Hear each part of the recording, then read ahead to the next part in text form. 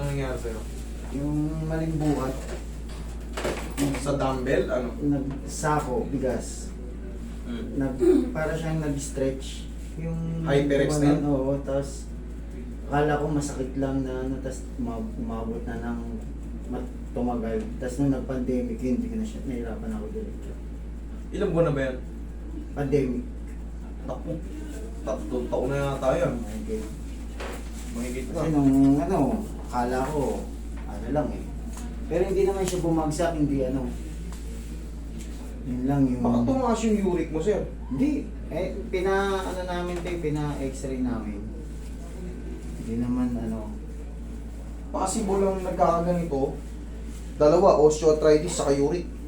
Ano siya yung pagbuhat ko lang, naramdaman ko yung parang yung ano yung umiwalay yung parang naghiwalay sandali. Tapos naglaman. Pumitik eh. Kaya sabi ko, kala May ko. tukot siya. Kala ko nung ano. Pwede po text. Yan, ganun mo. Saka na, Opo. saka na. Kaya ako nga po pinapatay, nagte-text po ako, hindi po ako pagkakasing na. Tawag po ng tawag. Pinapadiretso yun, sumasakit. Tingnan natin kung mapapahaba pa natin. Itong tagal na. Naglaman na to. 3 years na. Oh, meron din kagaya kay ma'am. Yung gano'n. Oh. Ayan. Oh, yan. Parang buhangin din. Yan, natin kung ano pa ma-adjust sir. Matagal na eh. Yun nga eh. Eh, yung mga panahon na pag pumunta ka ng hospital, dami requirements. Oo, hindi ka talaga ng MRI, X-ray. Hindi ko na... Lagay nyo yung kamay nyo dito sir. Yan.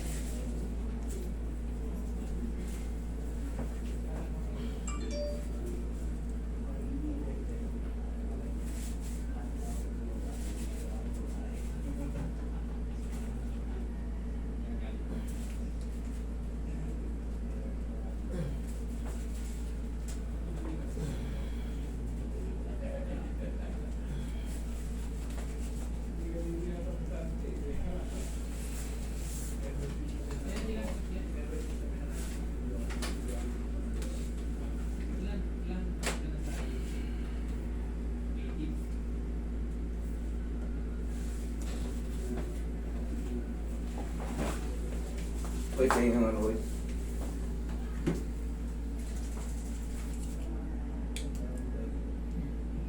Nag-urungan na kasi mga ano nito, mga ligaments ito. Yun ang kinakabahan ako dahil ngayon sobrang tagal na kasi. Tapos, ano, Pero subukan mo pa rin i-hot compress to. Subukan mo pa rin hot compress.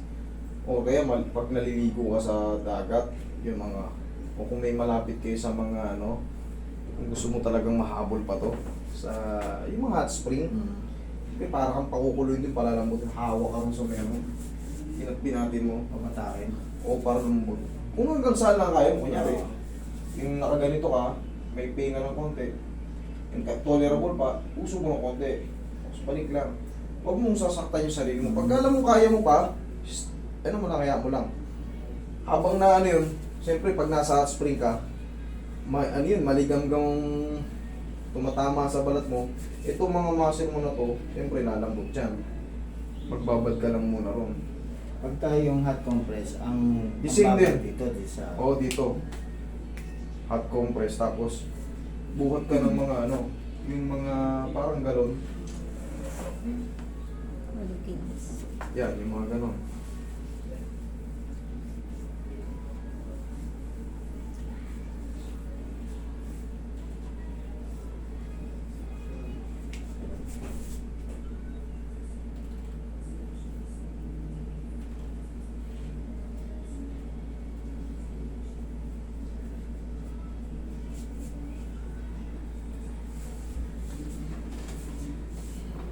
Ito yung sinasabi ko, yung hanggat kaya mo, kaya mo pa yan. Yeah.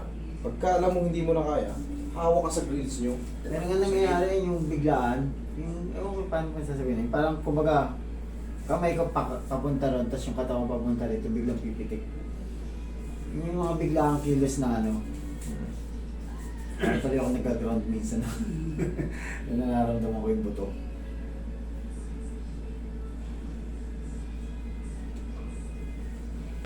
Siguro rin sa taas. Tingnan mo, ganun mo sa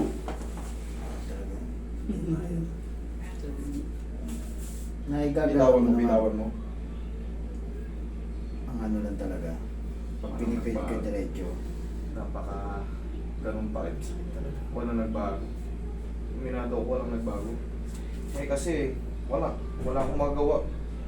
Pinutunog ko na kayo na sa ano, dapat yun magbabago na yun. Kung talagang hindi yun na lang sir, ang pinakahabulin mo lang dyan, yung tinuro ko sa hot compress. Parang palalambutin mo pa yung mga ligaments niyan dito, at saka yung mga muscle. Lubog mo sa mainit, yung kaya mo na yung init, pinat-pinatin mo ng ganun. Sa buto naman hindi eh. Kasi kung dislocate ito sa buto, ngayon pa lang pag ginanyan ko, sobrang sakit niyan. Pagka mayroong dislocation, pag ginanyan, wala eh. Wala, matigas naman, no? Sa mga naglaman lang yan, sir. Hindi ko mahabol eh. Tatlong taon na higit eh. Pandemic eh. Alam mo, panahon na yun, pag pumunta ka, kahit sa check up lang eh. Ang dami hinihingi. Correct. Yung iba nga, hindi nagpapapasok. Kaya, hindi ka na. Wala akong magawa, sir. Yun na yung pinaka-ano. Kung ano, wala naman kayong mabayaran sa akin. Nagpakasakali lang. Free naman yan. Madali sa pihit-pihit Saka eh. nagpa-therapy tayo.